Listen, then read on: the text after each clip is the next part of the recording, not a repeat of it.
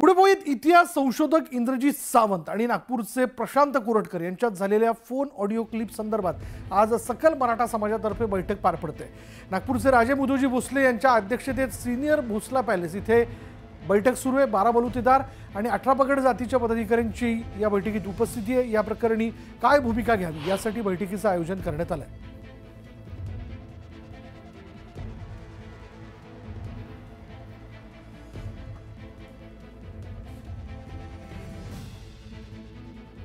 याचबद्दल अधिक तपशील आपण जाणून घेणार आहोत। आमचे प्रतिनिधी उदय तिबांडे आता सगळ्या घडामोडींवरती लक्ष ठेवून आहेत। उदय, सगळ्या स्तरातनं या सगळ्या ज्या पद्धतीने प्रशांत कोरटकर यांनी कॉल केला, जे म्हणलं जातं किंवा धमकी दिली, त्याच्यावर टीका केली जाते।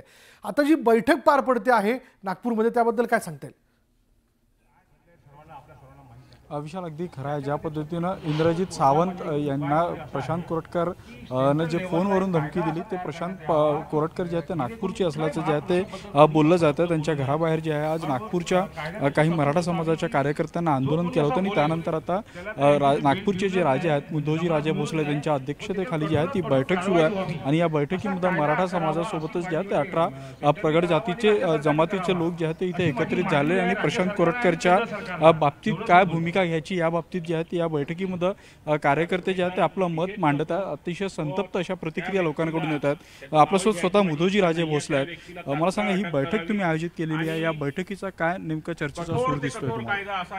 बैठक आयोजित केली, आपल्या सगळ्यांना माहिती आहे की ही बैठक कशासाठी आयोजन करण्यात आली आहे।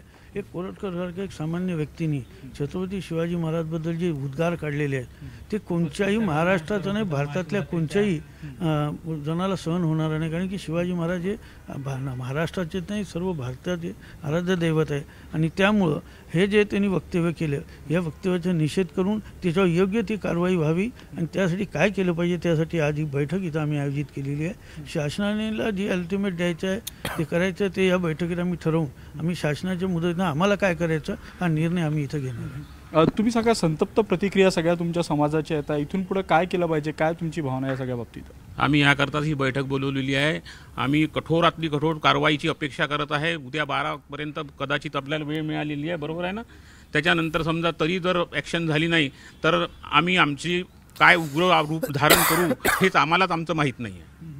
नक्कीच आपण पाहतोय की संतप्त प्रतिक्रिया आहेत। त्यांना अँटिसिपेटरी बेल मिळू नये असा ठराव देखील या बैठकीत मांडण्यात आलेला आहे। काय तुमचा हा सगळा ठराव असणार आहे? कारण प्रशांत कोरटकर नक्कीच अँटिसिपेटरी बेलसाठी उद्या प्रयत्न करतील असं बघण्यात आलं की त्यांचे स्टेटमेंट बघून जो एक त्यांचा जो आवेश दिसतो आहे की ते अँटिसिपेटरी बेल करता जातील। मी आज ही संपूर्ण बैठक महाराजांच्या नेतृत्वात इथे आहे, नागपूरकर भोसले राजघराण्याच्या नेतृत्वामध्ये ही बैठक होत आहे आणि आमचं सगळ्यांचं एक सामूहिक निवेदन हेच आहे की सर्वप्रथम राज्य सरकारने माननीय महाराज च्या नेतृत्वामध्ये सीएम साहेबांना ते बोलतीलच की राज्य सरकारच्या वतीने त्यांना अँटिसिपेटरी बेल मिळू नये हा सगळ्यात पहिला उद्देश आमचा असला पाहिजे। कारण की जिथपर्यंत ते तुरुंगवास जाणार नाही तिथपर्यंत बाकीची गोष्टी ही